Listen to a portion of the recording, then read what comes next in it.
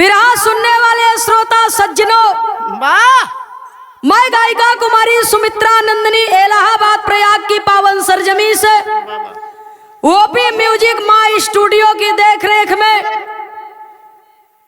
ये बिरहा की रिकॉर्डिंग चल रही है। बहुत सारा बिरहा आप लोगों ने सुना है, लेकिन एक और कहानी प्रकाशित हुई है। बिरहा सच्ची घटना पर आधारित है और अक्सरतर पत्रिका और पेपर में पात्र का नाम काल्पनिक होता है, लेकिन बिरहा सच्ची घटना पर आधारित है। बहुत दूर है कि कहानी नहीं बा। जरा गौर करेंगे, एक ऐसी कहानी है जो आप सबके बीच में आई, आप सबने टीवी पर देखा है, पेपर के माध्यम से पढ़ा है, न्यूज के माध्यम से देखा है। बिरहा के अंदर कवि जी 4 लाइन भूमिका का भाव लिखते हैं। कैसे भैया?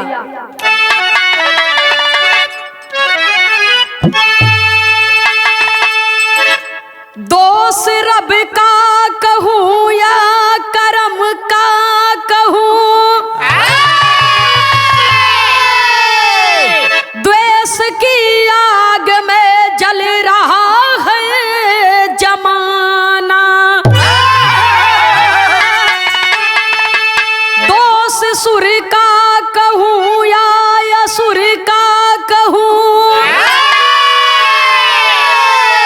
क्या कहूँ बेकसों का है लुटता खजाना।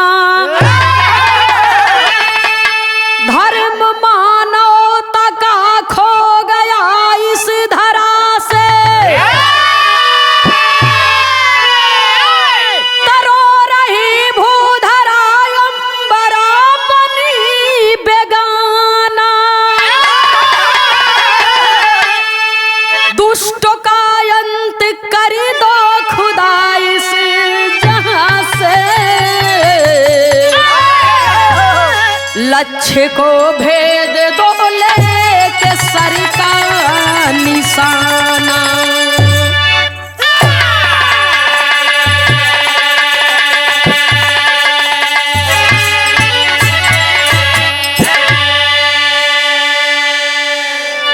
बाबूजी कवि जी बिरहा में कितना बढ़िया भाव लिखते हैं। दोष रब का कहूँ या कर्म का कहूँ,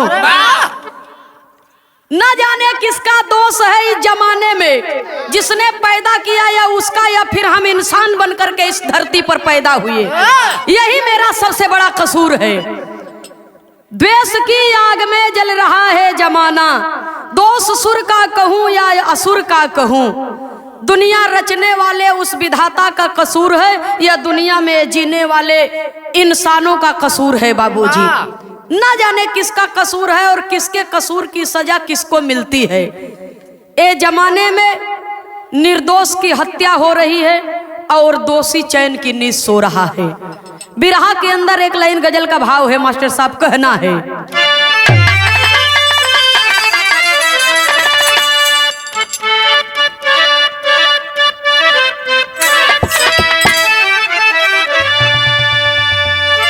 तुम्हारी नजरों में हमने देखा, तुम्हारी नजरों में हमने देखा, अजब सी चाहत झलक रही है।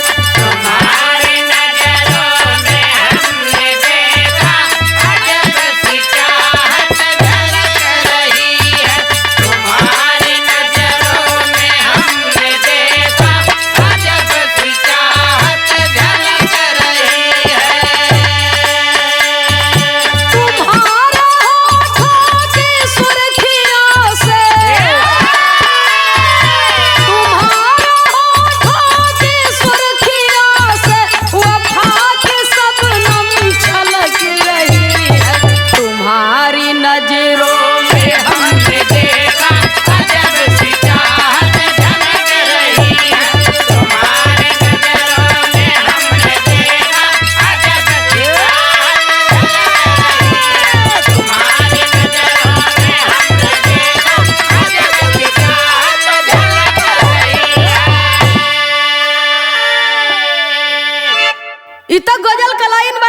कवि जी बिरहा के अंदर भाव कितना बढ़िया लिखते हैं। कहना है बाबूजी, किसी का दामन जला के यारो, किसी का दामन जला के यारो, तुम्हारी नजरें चहक रही है।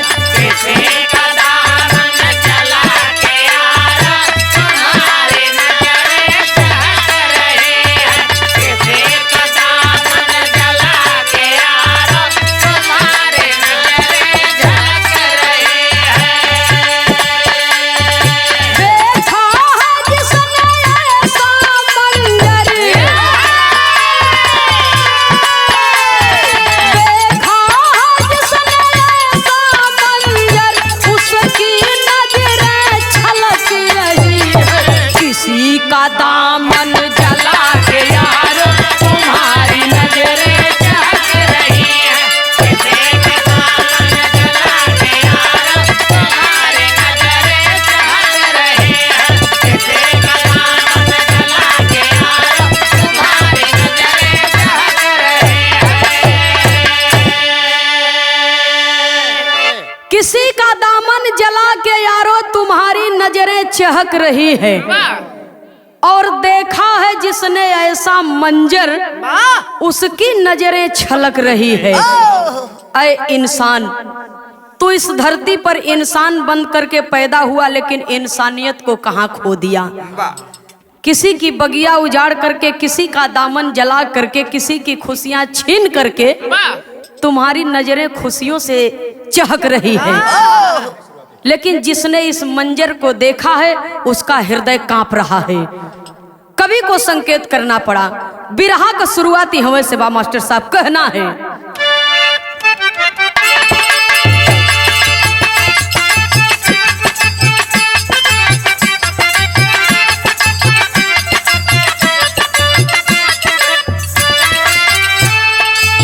बिहार प्रांत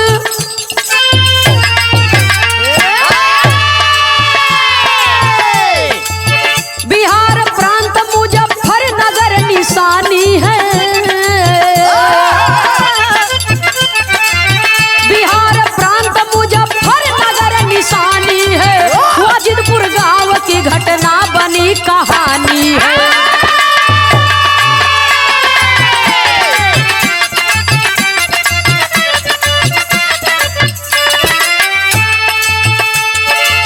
विनय था रिक्शा चालक, बीबी सुनीता देवी। विनय था रिक्शा चालक, बीबी सुनीता देवी। चारों भाई में छोटी भाभी थी रमा देवी।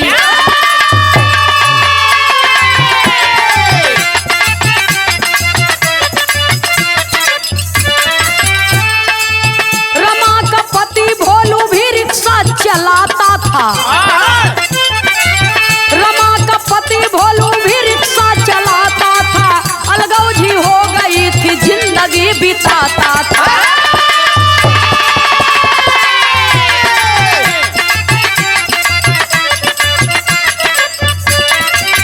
एक बेटा ऋतिक, दो बेटी भी दुलारी थी। एक बेटा ऋतिक, दो बेटी भी दुलारी थी। जेठानी देवरानी के झगड़ा में बिगाड़ी थी।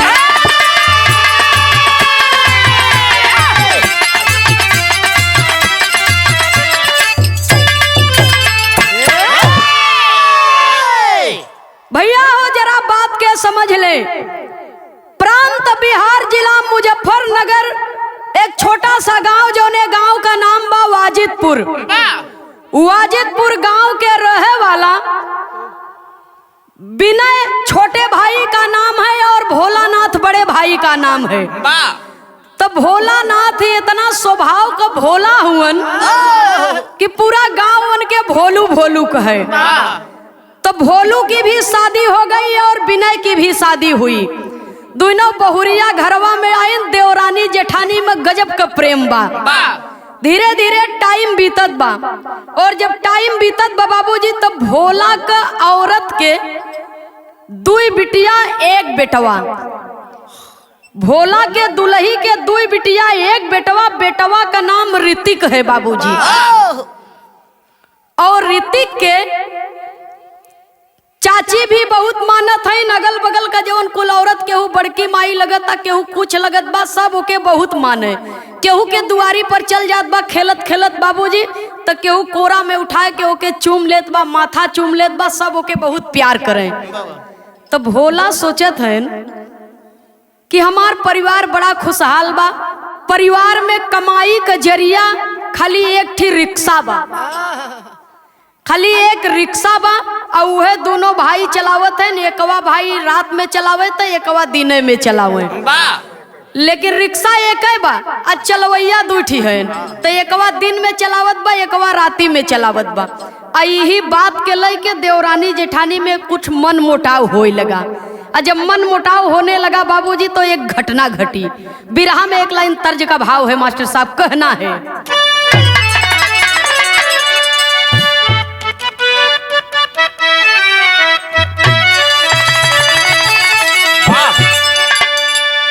हरि मोर कुंवर कन्हैया,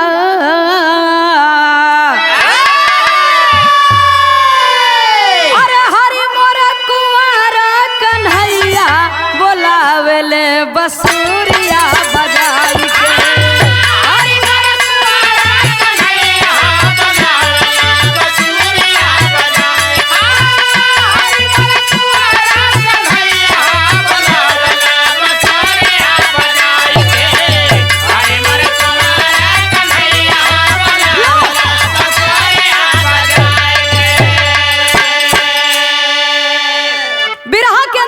संकेत करना पड़ा। रिक्शा एक दुई ड्राइवरवा, अरे रिक्शा एक दुई ड्राइवरवा, झगड़वा का जरी बन गई।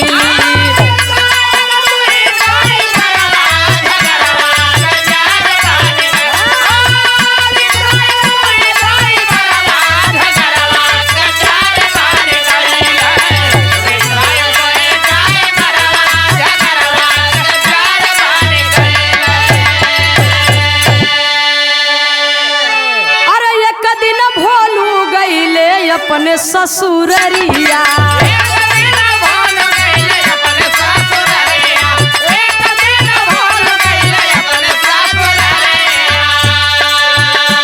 और दिन भर चलाया भैया करी है ना फिकरिया।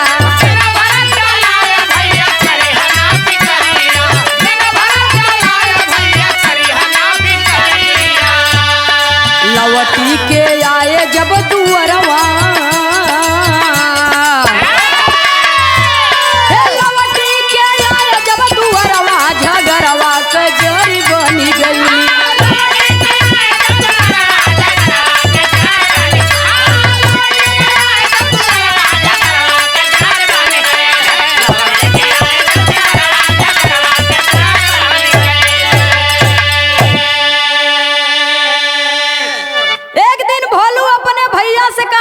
सुना हम जात है ससुरारी, आज के दिन रिक्शा फ्री बा, तू तनी ज्यादा कमाए लेबा तो हमार भाई है, हमें कोनो तकलीफ नहीं बा। दिन में जाए के चलाए, अगर तुहार इच्छा कहे हिम्मत पड़े तो रात में भी तू लेके चली जाए। सुनने वाले बाबूजी भोलू तो चला गए ससुरारी, लेकिन यहर देवरान जेठान दोनों आपस में बाबूजी मन मुटाव दोनों में है बा। वो सोचा था कि तुहार पति कमाता ज्यादा है रिक्शा से, वो सोचा था कि तुहार पति ज्यादा कमाता। दोनों में बाबूजी यही बात को लेकर के अलगौजी भी हो गई। और जब अलगौजी हो गई तो वो अपन परिवार लेके बिना रहा था, भोलू अपन परिवार। तो भोलू जब ससुरारी चला गए तो यहर विनय जब रिक्शा चलाए के आए तो विनय के मन में ये बात आई कि भैया के लड़का बच्चा भी है, तो भैया तो ससुरारी चला गए हैं, कुछ पैसा इनहू के दे दे हम। तो भोलू के दुल्हन के बुलाए के 100 रुपया जेब में से निकाल के दे दिए। और जब दे दिए बाबूजी तो वो कहत बा कि हमें इतना न चाहे, आधा चाहिए। आज के रिक्शा चलावे के कमाई जितना बा उम्मन से हमें आधा चाहिए। हमार पति तोहे दे के चला गए कि जाए के तू चलाया, अगर तुम्हारी हिम्मत पड़ी तो दिन में भी तू लेके चल जाए, दिन में भी चलावा राती में भी चलावा, तो कमान तू ज्यादा है, इम्मन से हमें आधा कमाई चाहिए। आई बात जब सुना तब विनय के दुल्हन तो कहा था मेहनत करे हमार मर्द, तोहार मर्द जाए के ससुरारी घूमता, तई तो हमरे आदमी का एक सिधाई बा और प्रेम बा कि तोके कुछ पैसा दे देते हैं। यही बात पे बाबूजी बहस बढ़ती गई और झगड़ा जब काफी आगे बढ़ गया तो दोनों देवरानी और जेठानी में गाली गलौज भी होने लगी, खाली रिक्शा के चलवाई के पैसा के लेके। और तब तक भोलू जब आई गए बिहने तो दोनों भाई बतियावत है न, बतियाए के कहत का है। बिरहा में एक लाइन तर्ज लगी मास्टर साहब,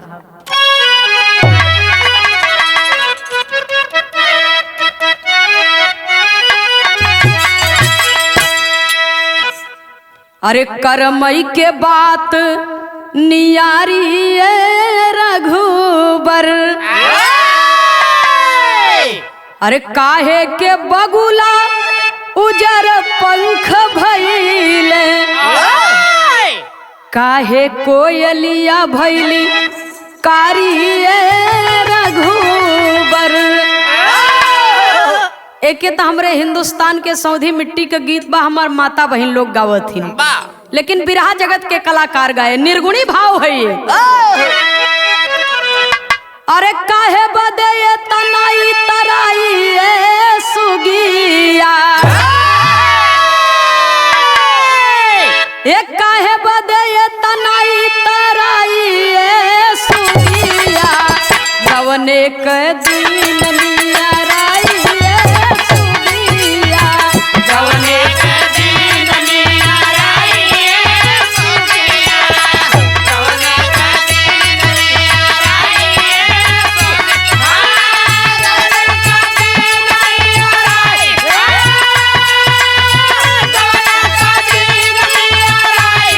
सुगिया, जवने के दिन नियराई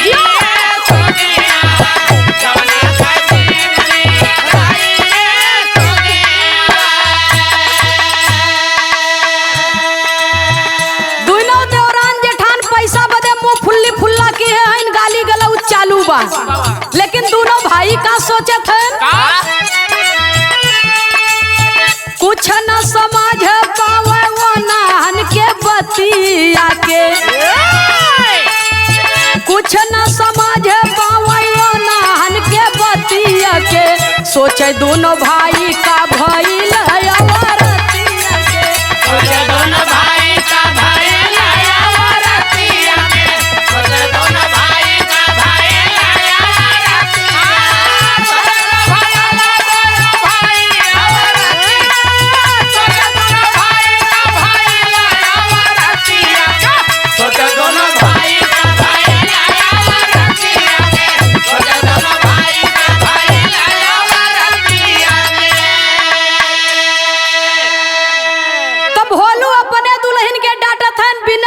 दुल्हन के, लेकिन दोनों बतावत है बाबूजी 100 रुपया दी है रहला छोटा का बीरनावा, आधा मांगे भाभी है खटकतबा मनावा,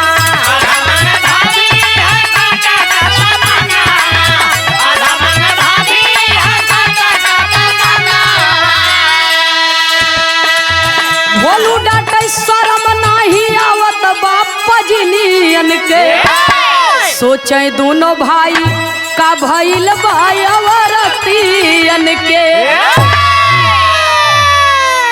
दोनों भाई डांटत हन कि पैसा बदे 150 रुपया बदे झगड़ा मत करा।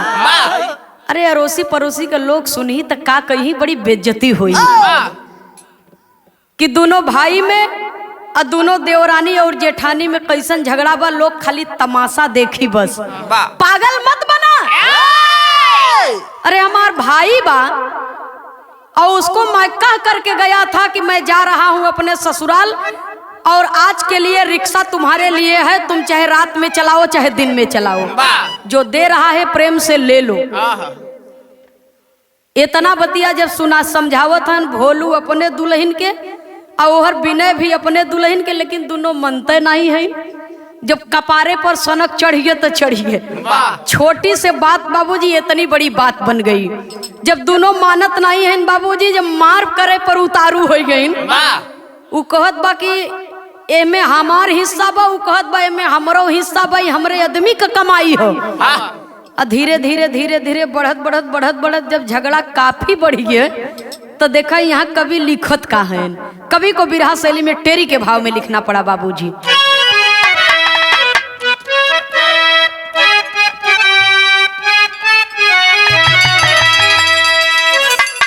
अरे मोरे राम अरे उजारी कैसे इनकर बगिया और बतिया छोट रहल जब बन गईली चिनगारी।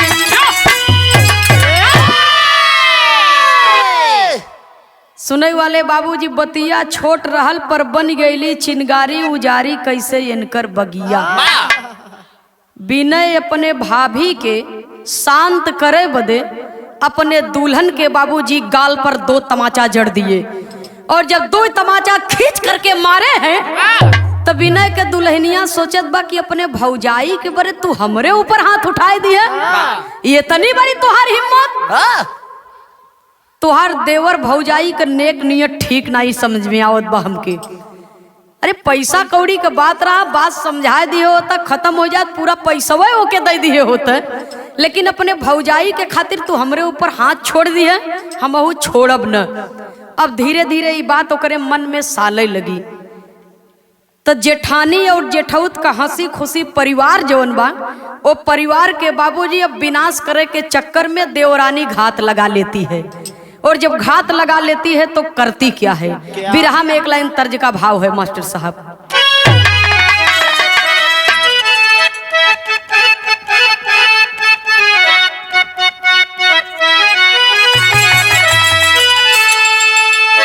अरे आंगने में फूले फूले गे नवाए ननदी, आंगने में फूले फूले गे नवाए ननदी, बाजेली बधाइया दुआरे पे।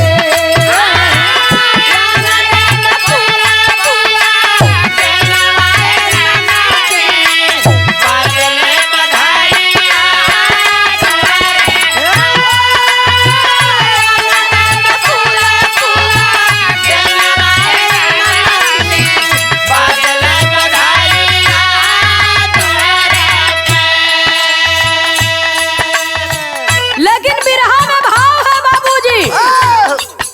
देखिए, जब किसी के हृदय में भी चाहे वो बात बड़ी हो या छोटी, जब बदले की भावना जगती है तो इंसान किस हद तक जाएगा इसका कोई वारा पार नहीं है। आज जेठौत और जेठानी के प्रति बाबूजी देवरानी के मन में बदले की भावना जग गई, और जब बदले की भावना जग गई बाबूजी तो जेठनिया का हरी भरी बगिया देवरनिया उजारे चाहत बा, और करत का बा। देवरानी के सालत बाजे ठानी वाली बतिया, देवरानी के सालत बाजे ठानी वाली बतिया, मतिया मराइल बाना गिनिया के।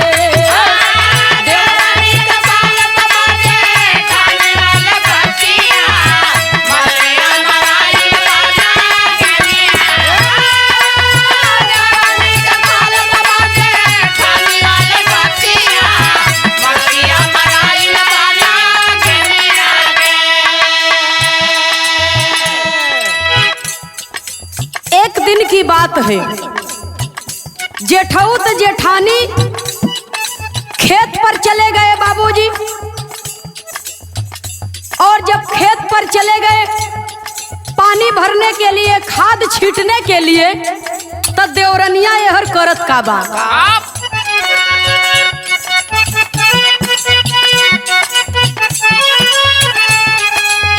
21 नवंबर दोपहर का समैया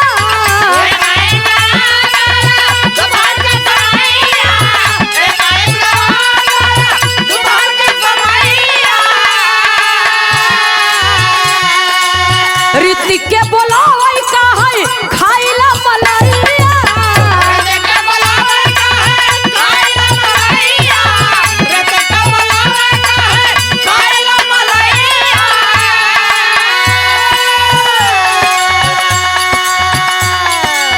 घरे में बोला के कहे चाची एक बतिया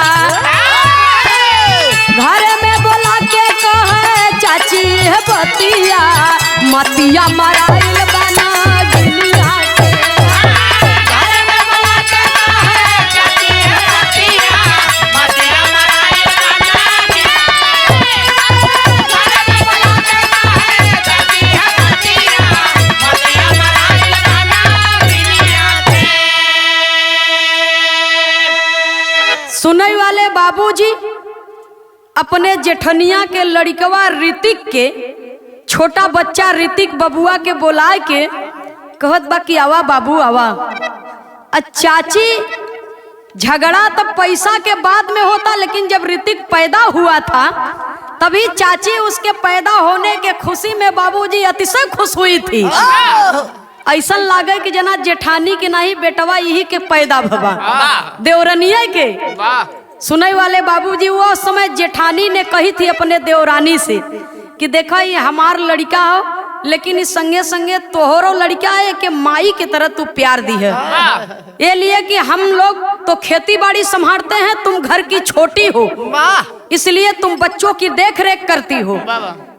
और जब बीच में पैसे की झगड़ा आ गई बाबूजी, रिक्शा वही झगड़े की जड़ बन गई। तो जो माँ के तरह प्यार चाची देती थी, आज उस चाची के मन में बाबूजी उस बच्चे के प्रति जहर भर गया। खाली पैसा के कारण, 150 रुपया के कारण चाची के मन में बच्चे के प्रति जब जहर भर गया तो बदले की भावना मन में लिए बाबूजी ऋतिक को अपने घर में बुलाती है। और ऋतिक के बुलाए के रसोईया में बैठ के कहत बा कि बेटा का खइबा। बोला बाबू का खइबा। तो चाची से लड़कवा ऋतिक बतियावत बा, लेकिन चाची करत का बा बिरहा में तर्ज कलाइन है मास्टर साहब।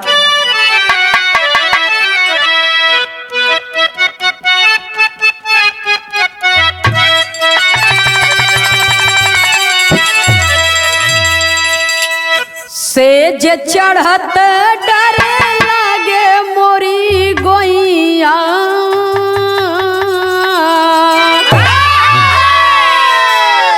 सेज चढ़त डर लागे मोरी गोइया, सैया घूंघट पट खोले हो, सैया घूंघट पट खोले।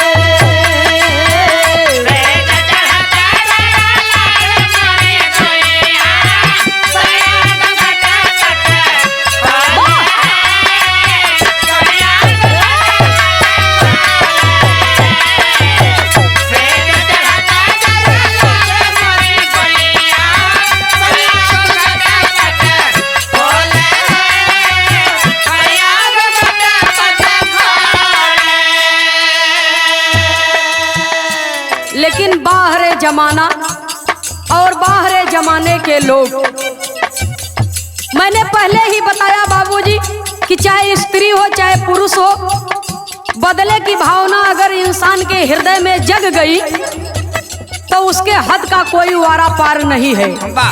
ऋतिक के बुलाए के कहत बा, घरवा में आई गई ऋतिक ललनवा,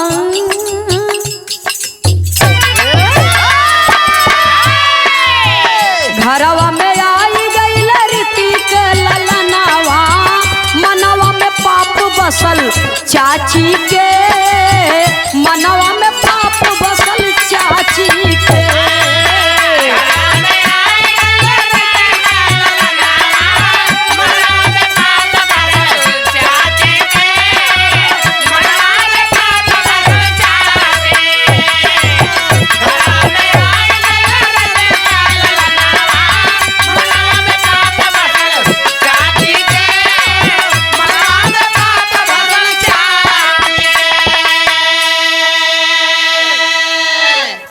बारी के निकर के बाबूजी चारों तरफ झांक के अगल बगल से देखत बा, सब लोग अपने अपने काम में जुटा है। दरवाजा बंद कर लेती है और जब दरवाजा बंद कर लेती है तो रोटी में दूध का मलाई निकाल के और लगाए के ऊपर से चीनी डाल के और रोटी लपेट के देत बा, कहता कि बाबू खाए ले, बाबू खाए ले। आज जब रोटिया बाबूजी मुहवा में खियावत बा तो जब रोटी एक कवर काट के ऋतिक छोटा सा बच्चा है बाबूजी जब मुँहे में रोटी भर लिए तो मुहवे पे हथवा लगाए के ऊ चाची मुहवा के दावत बा और करत का बा।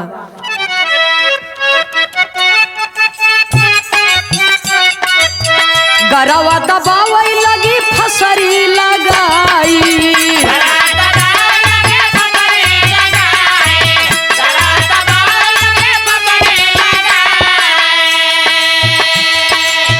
कहे लल्ला नवाना खाबई मलाई,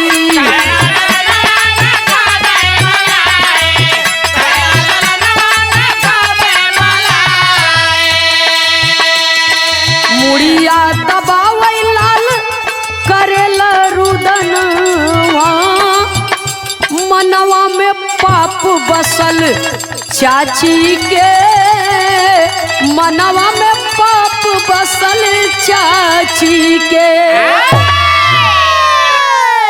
सुनने वाले बाबूजी जब मुहवा में रोटिया ऋतिक काटे और काट के मुहे में कूचत हैं तो बाबूजी ऋतिक का चाची जवन विनय का दुल्हन बा तो उ कस कस के रोटी बचवा के मुहे में ठूसत बा कि जल्दी जल्दी खा ले, जल्दी से खा ले।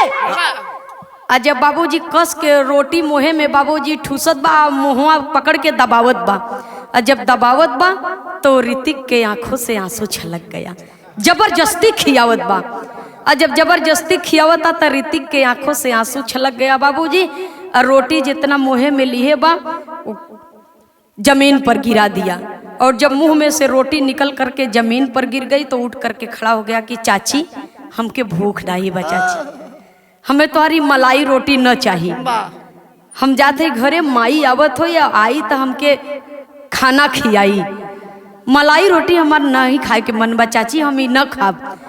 जब इतना बात कह करके उठ गया बाबूजी दरवाजे की तरफ बढ़ता है तो वो चाची दौड़ करके उस बच्चे को पकड़ लेती है और जमीन पर पटक देती है।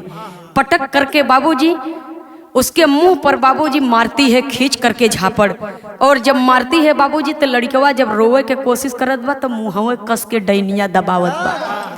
आज मुहवे कस के दबावत बा बाबूजी, अब मुंह पकड़ के दाब लेती है और अपने पाँव का घुटना ऐसे उठा करके उसके सीने पर खड़ी हो जाती है और पकड़ करके दबा देती है। और जब दबा देती है बाबूजी तो मुहवा मुड़िया पकड़ के ऐठत बररत बा तो लड़कवा रोवत बा लेकिन मुहवा से आवाज नहीं निकलता। और जब मुंह से आवाज नहीं निकलत बा बाबूजी तब कवि को संकेत करना पड़ा, कहना है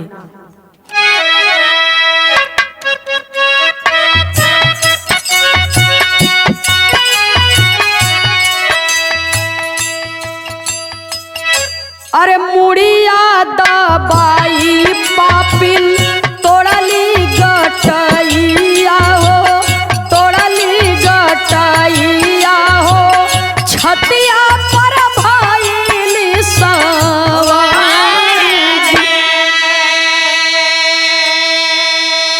मुहवा यौ कनवा से निकलत बा खुनवा हो, निकलत बा खुनवा हो, सुगन हो गइल फरार जी। सुने वाले बाबूजी वो बचवा के छाती पर सवार हो गई और गटई पकड़ के दबावत बा, मुड़िया पकड़ के ऐठत बा। तो माई वाला प्यार दे वाली चाची के मन में इतना बड़ा पाप बाबूजी तो कवि की कलम आगे बढ़ती है और कहना है माई वाला प्यार दिहली चाची जौने बचावा के, चाची जौने बचावा के, ममता के कैली तार घरवा में गड्ढा खोदी लसिया दबावाली हो, लसिया दबावाली हो, बंद कैली हाली के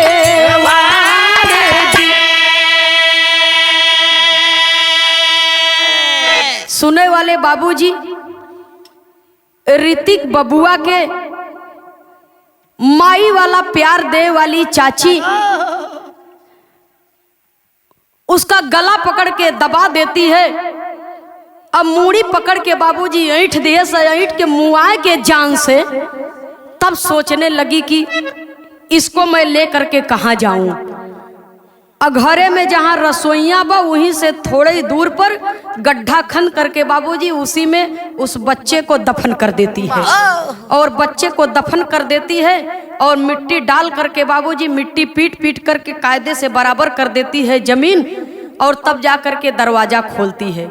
और जब दरवाजा खोलती है बाबूजी तो लड़का के हत्या कई के तो दफन कर दी है बा, लेकिन पाप छिपता नहीं है। देर से ही सही पाप सबके सामने जरूर बाबूजी उभर करके आता है।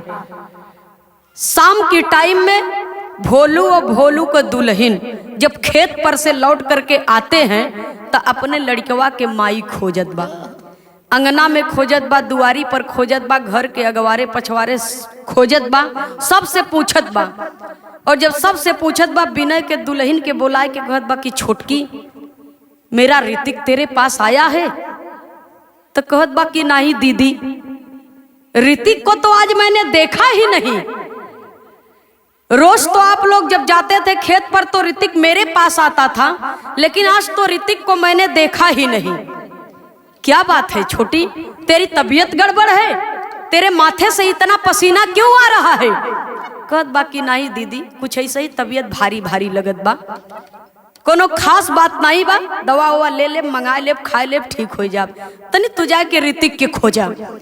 तो देखा माई जब चारों तरफ खोजत हईन बाबूजी, सबसे पूछत हईन, केहू माई के लाल के पता नहीं बतावत बा। तो माई के मन में छटपटाहट कैसन होत बा, कभी को संकेत करना पड़ा। बिरहा में एक लाइन तर्ज का भाव है मास्टर साहब।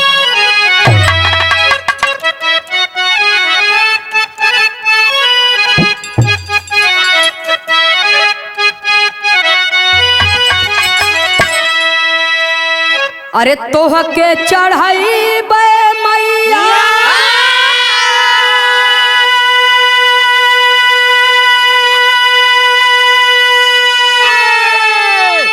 तोह के चढ़ाई बे मैया,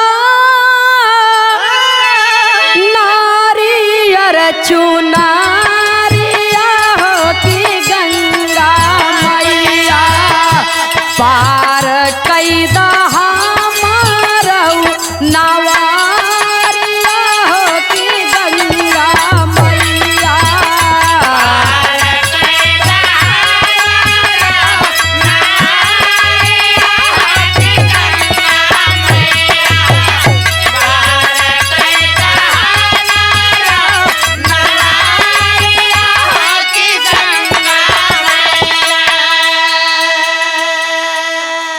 ए बिरहा सुने वाले बाबू, माई वाला प्यार देवे वाली चाची पपिनिया आज बचवा के मार के जब दफनाए दिए, लेकिन जौन माई अपने कोखिया से वो लड़कवा के पैदा की है बाबू, माई के दिल में चैन नहीं पड़ा। अपने बबुआ के खोजत बा, अपने बचवा के खोजत बा। अब कहत का बा माई,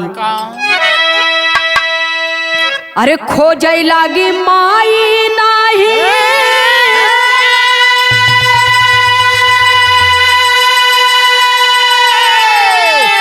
खोजै लागी माई नाही, मिलत बाला नवा हो नयनवा बरसे, सुना लागई हमारा दमनवा हो ललनवा, सुना लागई हमारा दमनवा हो ललनवा।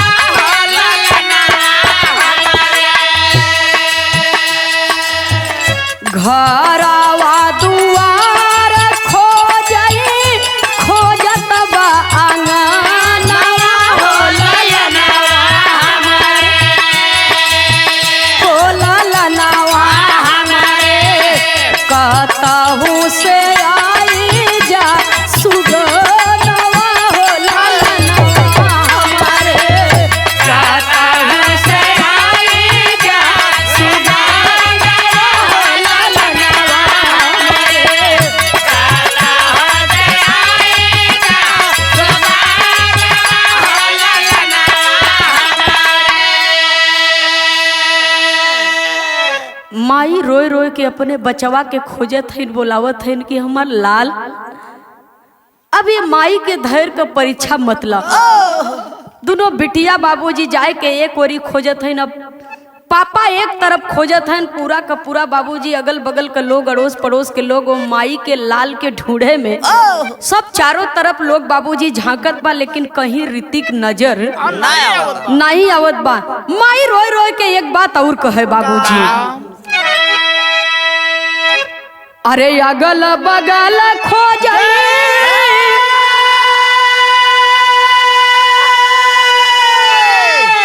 अगल बगल खोजई खेत खलिहानवा हो ललनावा हमारे, हो ललनावा हमारे। माई बिना लागई कैसे मानवा हो ललनावा हमारे, माई बिना लागई कैसे मानवा हो ललनावा हमारे।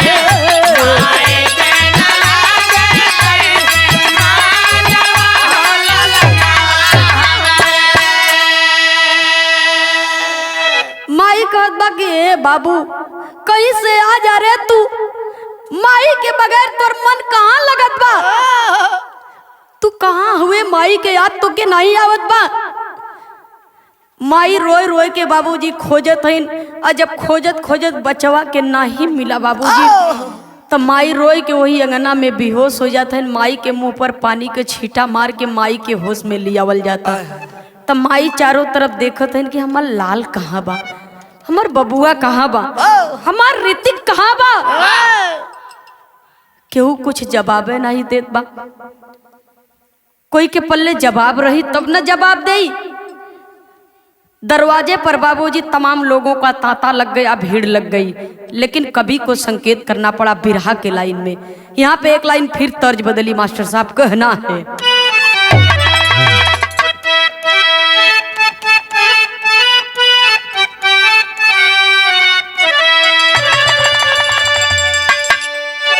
अरे निमिया के पेड़ जानी काटी है बाबा, निमिया चिरैया के बसे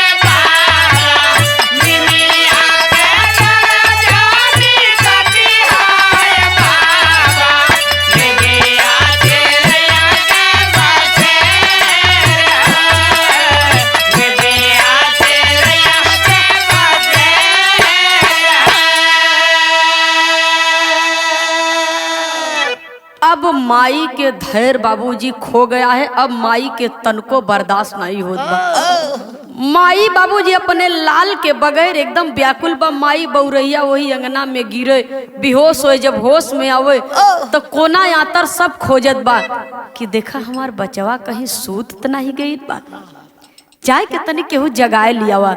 लेकिन कभी को संकेत करना पड़ा। कहना है बाबूजी, रतिया समैया बीतल भइल भोर हरिया, रतिया समैया बीतल भइल भोर हरिया, झूठी गईले गौआ जवा, झूठी गईले गौआ जवा, झूठी गईले गौआ जवा, रतिया बीतल भइल भोर के समैया, रतिया बीतल भइल भोर के समैया, झूठी गईले गौआ जवा, झूठी गईले गौआ जवा।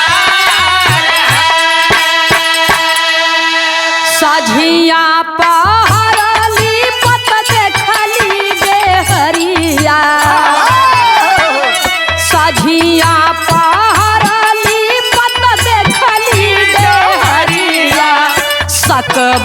घेरल दुआर हो सकबस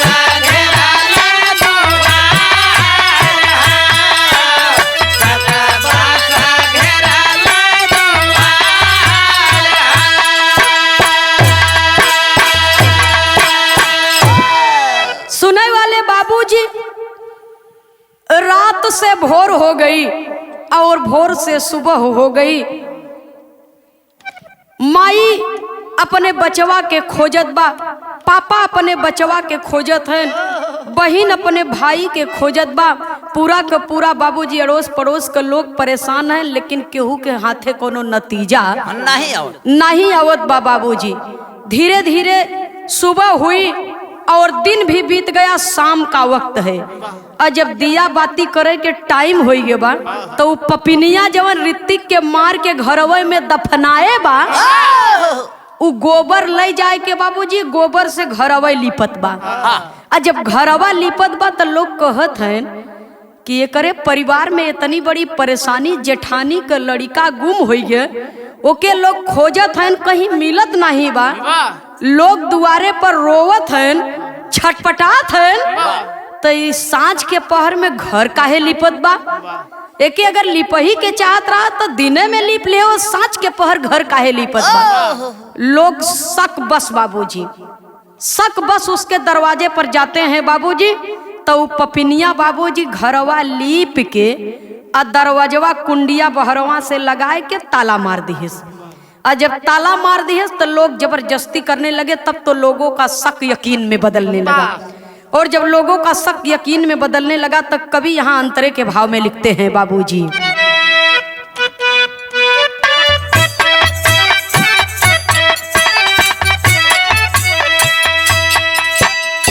तालावा के तोड़ लोग गईल भीतरवा, तालावा के तोड़ लोग गईल भीतरवा, तालावा के तोड़ लोग गईल भीतरवा। चाची के देखल सब लोग सहुरावा, चाची के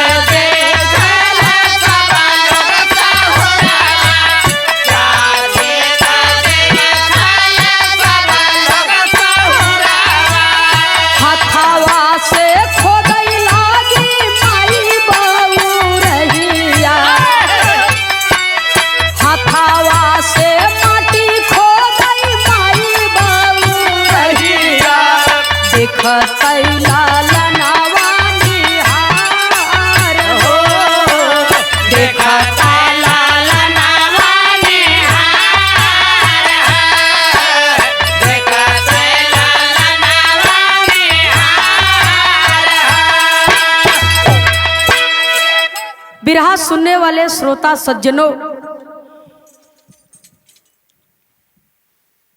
जब गांव के लोग देखे कि इस सांझ के टाइम में घर काहे लिपत बा, तो घर लीप पोत के बाबूजी दरवाजा बंद करके कुंडी लगा के ताला बंद कर देती है। और ताला बंद करके जब चलने लगती है तो लोग कहते हैं कि तुम कहाँ जा रही हो? कहत बा हमारे माई का तबीयत बड़ी खराब बा, अचानक से मुझे संदेशा मिला है, इसलिए हम जा रहे हैं अपने माई के।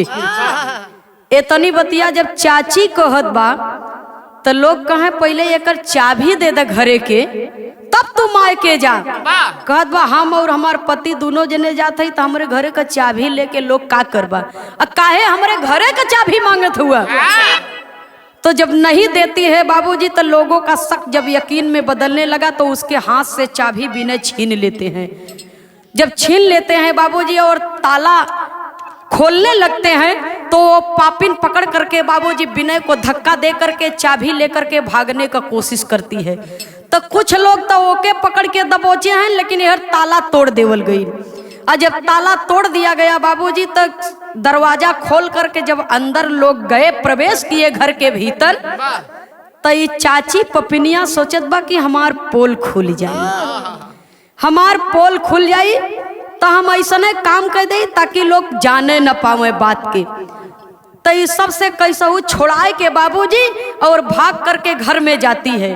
तो जहाँ ऋतिक बचवा का लसिया दफनाए बा वही गड्ढा के ऊपर माटी ओटी डाल के तनी सा घर का जवन जमीन बा वहाँ के लेवल से थोड़ा वो जमीन ऊंचा बा जहाँ बचवा का लसिया दफनाए बा, थोड़ा सा वो जमीन ऊंचा बा, वही के ऊपर जाए के बैठ गई।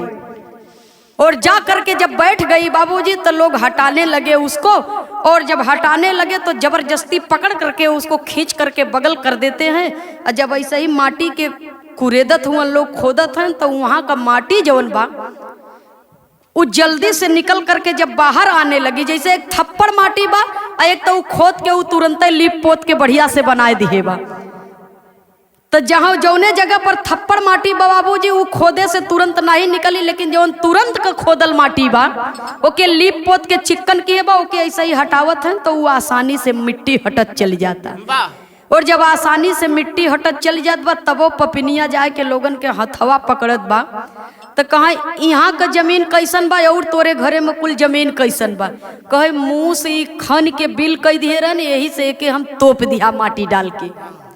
तो लोगन के यकीन नहीं होत बा ओके हटाए के बाबूजी। और जब मटिया के लोग हटावत हैं तो ऋतिक का कपड़ा जवन बा शरीर के उतनी से झलक गई। और जब कपड़ा दिखाए के बाबूजी तब तो माई बौरहिया के दुख के ठिकाने नहीं बा। माई दौड़ के जात है ना अपने हाथे से हली हली मटिया हटाए के कुल, और ऋतिक लड़कवा के देख के बाबूजी माई के करे जवे फाटे रुगरे। अजय माई के करे जवे फाटत बा, ऋतिक के बाबूजी वो गड्ढा में से निकाल के माई अपने हृदय से लगा लेती है और बचवा के बाबूजी अपने अचरवे में समेट के माई रोवत है। और जब रोवत है बाबूजी तो कवि को संकेत करना पड़ा, आल्हा के लाइन में लिखना पड़ा बाबूजी।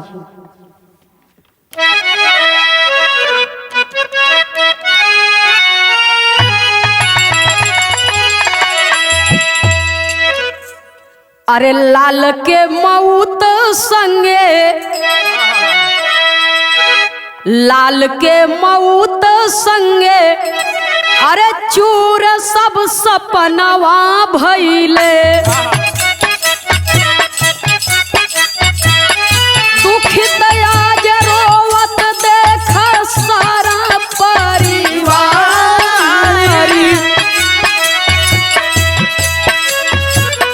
कबहू न सोचा ऐसन दीनवा देखई के परी है। सारी हुरमतिया लूटी गईली हो हमारी।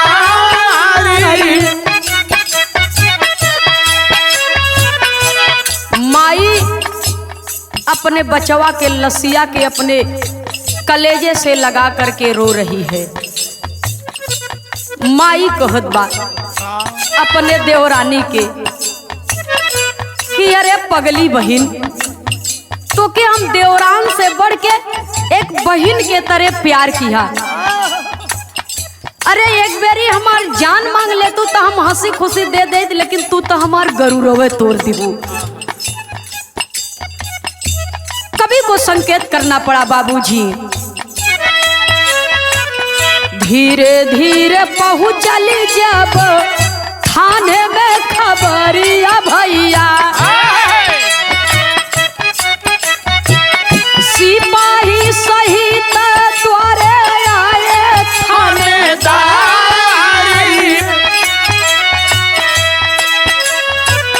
पूछताछ कोई के बयान दर्ज कैले भैया। मुजरी मिला तो नहीं हो गईली फरार।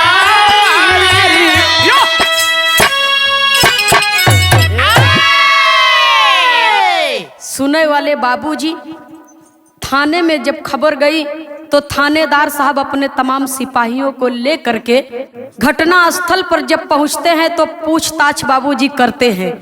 और जब पूछताछ करते हैं तो न जाने कैसे लोगन के हाथ से वो छूट करके हत्यारीन चाची और सबका नजर बचा करके बाबूजी घर के पिछले दरवाजे को खोल करके बाबूजी वहीं से निकल करके फरार हो जाती है। और जब फरार हो जाती है लेकिन विनय वहीं पर खड़ा है बाबूजी। विनय दरवाजे पर खड़ा है और विनय से पूछते हैं कि बोलो, तुम्हारी औरत के साथ में क्या किया जाए? यह तेरी औरत है, तू भी इस पाप का हिस्सेदार तो नहीं है? भोलू कहते हैं कि नहीं भैया, नहीं साहब, अरे हमारे भाई जैसा भाई तो ढूंढे लाखों में एक मिलेगा। मेरा छोटा भाई ही नहीं, ये तो मेरे बेटे की तरह है। जो विश्वास मेरे भाई में, मेरे हृदय में है, मेरे भाई के लिए, शायद है कि ऐसा ही विश्वास हर भाई को हर भाई पर होना चाहिए। ये तो देवरानी और जेठानी के झगड़ा के कारण आज मेरी बगिया उजड़ गई और मेरा बेटा इस दुनिया से चला गया। अरे पापिन तो वो है जो फरार हो गई है, उसको जाकर के पकड़िए, मेरे भाई को छोड़ दीजिए। इतना बात जब भोलू कहते हैं बाबूजी, तो विनय हाथ जोड़ करके कहते हैं थानेदार के सामने कि साहब, वो मेरी पत्नी है, गलती उसने की है। गलती नहीं बल्कि बहुत बड़ा गुनाह उसने किया है। लेकिन उसका पति होने के साथ साथ मैं सिर्फ इतना ही कहूंगा कि अगर वो पकड़ा जाए पुलिस के हाथ में, गिरफ्तार हो जाए, तो उसे फांसी नहीं दीजिए साहब, उसे केवल उम्र कैद दीजिए। ये मीडिया के लोग दिखा रहे थे और हमारे श्रोता सज्जन सुनने वाले मुजफ्फरनगर वाजिदपुर गांव देवरानी और जेठानी की घटना सर्च करके यूट्यूब पर देख सकते हैं बाबूजी। तो कहे तुम्हारी पत्नी को क्या सजा दी जाए? कहे साहब ओके फांसी न दिया जाए, ओके खाली उम्र कैद दे दिया जाए। गांव के लोग कुछ और कहते हैं कि उसे जहां देखो साहब गोली से मार दो। अरे ऐसी पापिन इस परिवार में रहेगी, इस घर में रहेगी, उसका काला साया हम लोगों के ऊपर पड़ेगा और हम लोगों का जो संस्कार है, जो सभ्यता है, जो परिवार में प्यार है, ये परिवार का प्यार विष बन जाएगा साहब। थानेदार साहब कहते हैं कि ठीक है, कोशिश करते हैं, पूरा प्रयास करेंगे, वो मिल जाए तो जो भी सजा अदालत में तय की जाएगी वो सजा तो उसे देनी ही पड़ेगी। बिरहा लिखने तक बाबूजी, बच्चे की हत्या करने वाली वो चाची फरार है। अभी तक पुलिस उसे खोज रही है, लेकिन पुलिस के हाथों वो हत्यारिन अभी तक लगी नहीं बाबूजी। और पूरा परिवार का रो रो करके बुरा हाल है। तो कवि को संकेत करना पड़ा, कहना है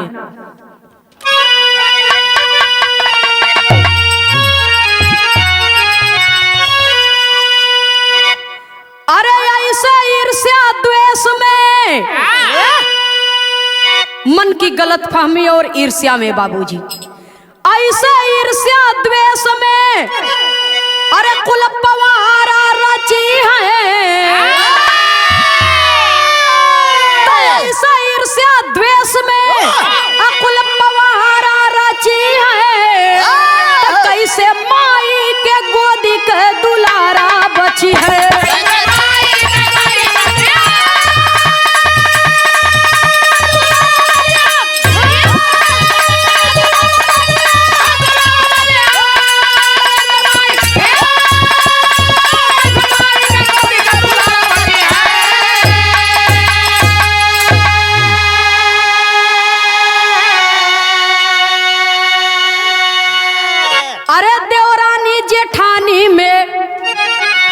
बहिनिया का रिश्ता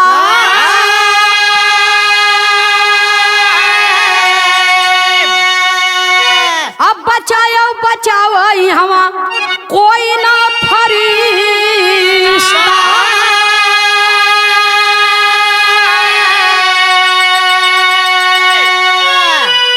अरे जैबा जेल खनावा मारी मारा मची है, जेल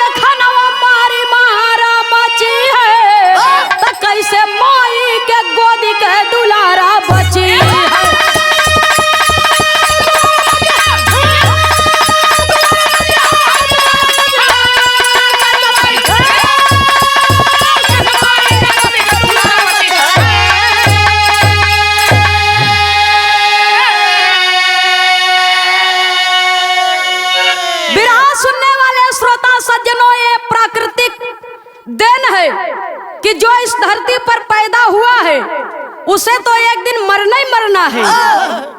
वो इंसान बन करके पैदा हुआ है, जीव के रूप में, जंतु के रूप में, किसी भी रूप में इस धरती पर जन्म लिया है, तो समय आने पर उसे एक दिन मौत के मुख में जाना है। लेकिन जहां तक रह गई परिवार की बात, तो देवरानी और जेठानी में बाबूजी बहन बहन का रिश्ता होना चाहिए। और बहन जैसे बहन का प्यार बाबूजी आज छोटे से मतभेद के कारण मन में बदला जग गई कि इसकी बगिया को उजाड़ना है। ये हमसे नित्य प्रतिदिन लड़ाई करती है, झगड़ा करती है, और हम ऐसा काम कह दे कि झगड़वा के जरिए खत्म हो जाए। सुने वाले बाबूजी, देवरानी ने जेठानी के परिवार के इकलौता चिराग बुझा दिया, इकलौता चिराग बुझा दिया बाबूजी, और ममता को तार तार कर दिया। तो कवि को संकेत करना पड़ा बाबूजी कि मन में अगर परिवार के प्रति थोड़ा बहुत गलत फहमी आ जाए, भूले भटके, तो इतना बड़ा कदम इंसान के उठावे के न चाहिए। और गलत कदम उठावे से पहले 1000 बार इंसान के सोचे के चाहिए कि हम ये कार्य करने के लिए जा रहे हैं तो इसका परिणाम क्या होगा। इसलिए कवि लिखते हैं बाबूजी, धर्म मानवता का खो गया इस धरा से, रो रही भूधरा अंबरा बन बेगाना, दुष्टों का अंत कर दो खुदा इस जगत से, लक्ष्य को भेद दो लेकर सर का निशाना। सुनने वाले श्रोता सज्जनों, पाप का घड़ा जब भर जाता है तो उसमें कंकड़ मारने की आवश्यकता नहीं पड़ती है, वो अपने आप ही छलक पड़ता है। तो समय हर इंसान की परीक्षा लेता है, चाहे वो पापी इंसान हो, चाहे वो धर्मी इंसान हो। समय जब सत्य का तराजू लेकर के इंसान के सामने आता है बाबूजी, तो सत्य और असत्य को एक ही बार में तौल करके रख देता है। इसलिए महापुरुषों ने कहा है कि इंसान तो हर घर में पैदा होते हैं, लेकिन इंसानियत कहीं कहीं पर जन्म लेती है। तो हम इंसान बन करके इस धरती पर आए हैं। हमें भगवान ने सोचने की शक्ति दी है, समझने की शक्ति दी है, सुनने की शक्ति दी है। जीवों में सबसे उत्तम परमात्मा ने इंसान को बनाया है। तो इंसान को चाहिए कि सही क्या है और गलत क्या है, एक बार अपने कदम को उठाने से पहले उस पर विचार कर लेना चाहिए। तो छोट छोट बात पर भैया झगड़ा लड़ाई करे के न चाहिए, सोचे समझे के चाहिए।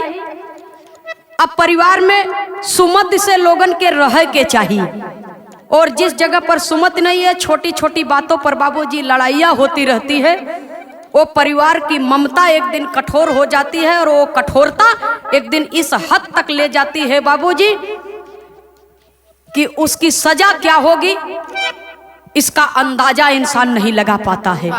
आखिरी लाइन में गुरु घराने के परिचय के साथ में कवि को संकेत करना पड़ा, कहना है,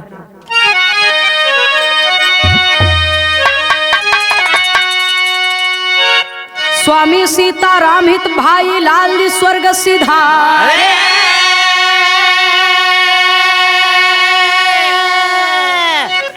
शंकर शोभनाथ विजय कवि सुंदर गीत सवार,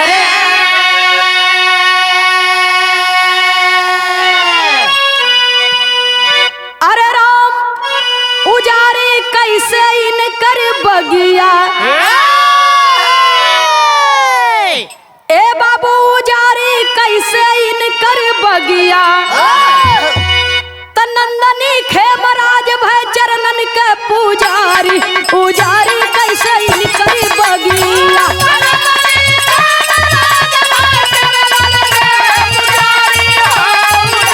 सूरदास लगे हैं,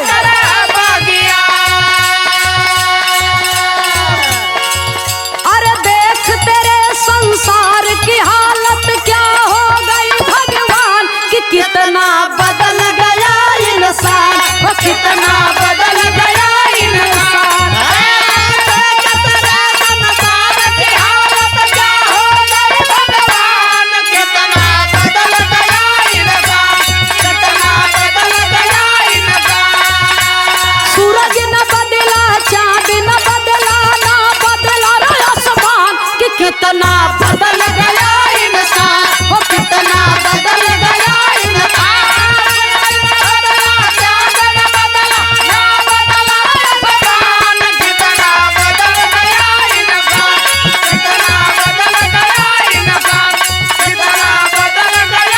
जय हो।